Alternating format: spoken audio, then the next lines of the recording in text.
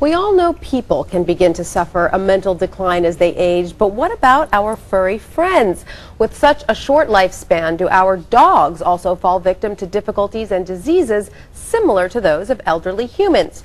Here to discuss the latest research on the topic is our resident vet, Dr. Marty Becker, who is joined by Shane here. I'm actually holding him from the Humane Society of New York.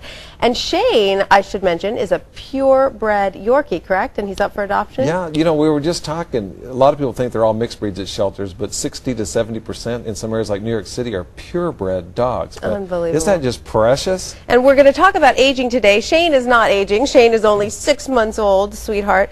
But let's talk a little bit about what can happen to dogs as they age. Do they experience some of the same symptoms that humans do? We call it, if we're talking veterinarian to veterinarian, or if you look at a journal, it's called cognitive disorder syndrome. A slang term is early canine brain aging or canine brain aging, but it's like early Alzheimer's in humans. They don't get the full-blown Alzheimer's, but actually they study dogs at the National Institute of Health and other places because they're so similar in the early stages. So they start to forget things and perhaps lose appetite? What kind of symptoms do you see? Because they're behavioral changes and they happen over long periods of time, it's almost like going back and looking at our high school picture and don't realize how much you age, you know, Yeah. But they're so subtle and they happen over such a long period of time that you don't realize something has changed. But I'll tell you some of the signs that you see with cognitive disorder syndrome is you'll see a dog that all of a sudden you come home and you expect, you know, that 15 minutes of fame kind of welcome. They're not as excited to see you. They're not as playful. You think, you know, their senses are diminished. They're not smelling as well. They're not seeing as well. They're not hearing as well.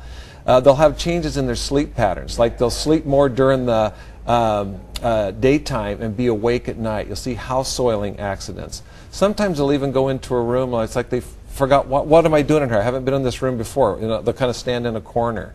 So, now, can they pose any danger to their owners at this stage? Yeah, sometimes what will happen is you'll have a dog that will become much more aggressive to other pets or to other people.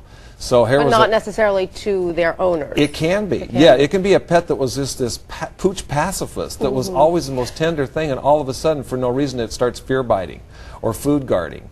Or other pets, it was always really playful, and now it's very aggressive towards other pets.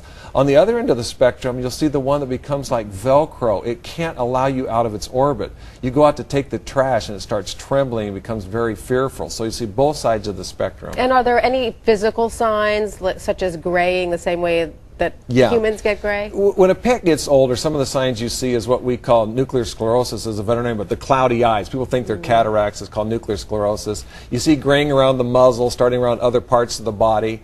You start to see muscle wasting, kind of a droopy skin, kind of muscle wasting.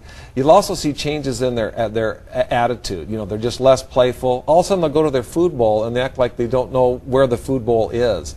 And you go for walks rather than surging in the leash like they're delivering, you know, vaccine on the outskirts of Nome when they're pulling. The leash is slack and they're falling behind. And for any, you know, pet owner, this can be so distressing to see your pet going through this. What is the latest on the research that's being done to help? Well, here's the thing that's shocking on this. 6 months ago, I'm a practicing veterinarian at North Idaho Animal Hospital. If I'd have had an animal come in, I'd have said, you know what, it's getting old, we have to do accommodation aids. So we're going to do what? We're going to get ramps to help them get up on the couch, you know, and into the car, heated orthopedic beds, we're going to microwave their food to make it taste better, you know, different accommodation aids. I didn't realize that this was actually a condition that was treatable. So there's this exciting new research out. And, you know, the brain consumes 25% of the oxygen in the body. So it's this powerful engine, and it gets us free radical damage. So what you do is there's new foods out now, what we call brain diets, that are rich in antioxidants. There's these potentiated antioxidant cocktails. There's actually some prescription drugs. One of them is called Anapril that we can use prescribed for cognitive disorder syndrome, and also more enrichment activities, feeding them with food puzzles, teaching old dogs new tricks. And you've seen all of this at work, and you've seen the effect. I've got to tell you something amazing. 6 months ago, I would have just done accommodation aids. I've now put some dogs on these products. One's called Hill's Prescription Diet BD. Another problem from SIVA is called... Are these prescription products? These are available from your veterinarian. Okay. So the one is called Senalife from SIVA. Another is called NovaFit from Verbach. I put some of my clients' dogs on it. And one dog, I said, I want you to try this and just report back to me.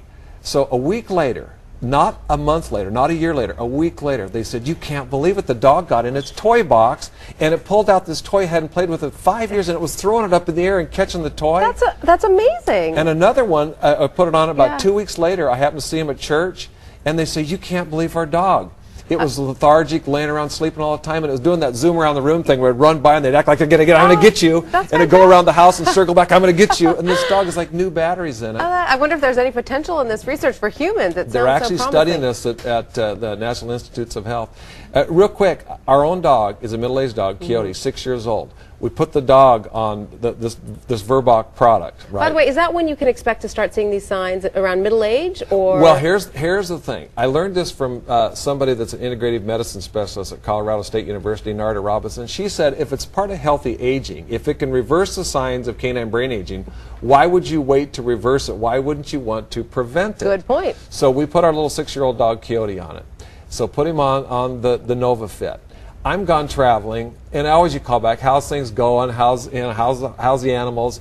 And she said, boy, Cody is so playful lately. He just wants to play all the time. And he's wanting to sit by me, so affectionate, and so don't think anything about it. Come home, go back on another trip. And she says it again, and both of us finally realized it was because the dog was on this new, and all it is a potentiated antioxidant cocktail. It's not a drug. Unbelievable. Well, Dr. Marty, it sounds like almost a fountain of youth for the furry fountain of youth. The furry fountain of youth. Yes. There we go. Well, thank you so much. And if you'd like to welcome a pet like Shane here, I mean, how could you not? How adorable is Shane into your home? Be sure to head on over to the Humane Society of New York. And if you're looking for more Good Morning America Health, you can also find us live on your Sprint phone.